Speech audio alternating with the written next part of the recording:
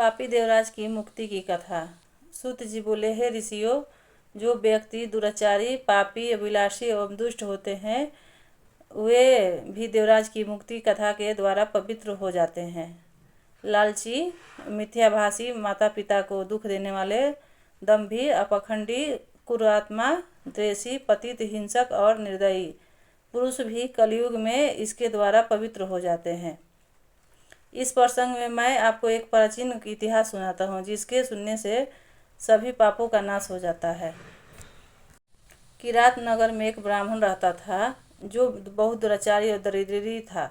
वह धर्म और वेदों से विमुख था। वह इतना गिरा हुआ था कि वह स्नान तक नहीं करता था। उसने अधर्म से बहुत सा धन एकत्र कर दिया था। वह एक बार एक तालाब पर नहाने के लिए गया। उसी समय वहाँ एक वेश्या भी आई जिनका नाम शोभावंती था। वह उस वेश्या को देखकर उसकी ओर आकर्षित हुआ। वो वेश्या भी उसे देखकर परम प्रसन्न हुई। वे दोनों चिरकाल तक विहार करते रहे। ब्राह्मण के माता पिता ने बार बार उसे समझाया, परंतु उसने माता पिता की बातों पर ध्यान नहीं दिया। उस अधम ब्राह्मण ने एक दिन ईर्ष्यावश रात्रि में अपने माता पिता और पत्नी का वध कर दिया और उसकी समस्त संपत्ति वेश्या को दे दी। देवयोग में से एक दिन वह प्रतिष्ठापुर में आया। उसने वहाँ एक शिव मंदिर देखा जिनके अनेक साधु महात्मा एकत्र थे।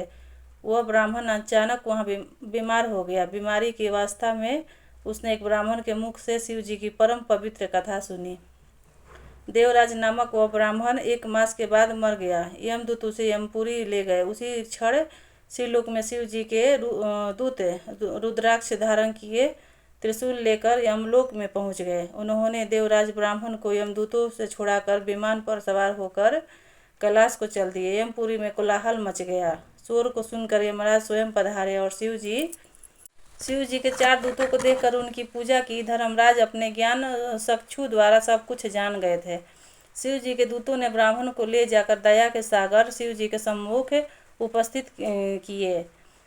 हे मुनिवरों, शिव जी की यह कथा परम पवित्र है जिसके श्रवण मात्र से महापापी ब्राह्मण देवराज भी मुक्ति पा गया।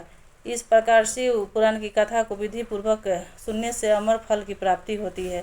कहने का मतलब ये है कि पापी आदमी भी अगर टाइम निकाल कर अगर शिव भगवान के बारे में कुछ भी पढ़ ले, अगर उनके बारे में अच्छा, तो मुक्ति हो जाता है इंसान का। इसीलिए पढ़ना चाहिए थोड़ा बहुत।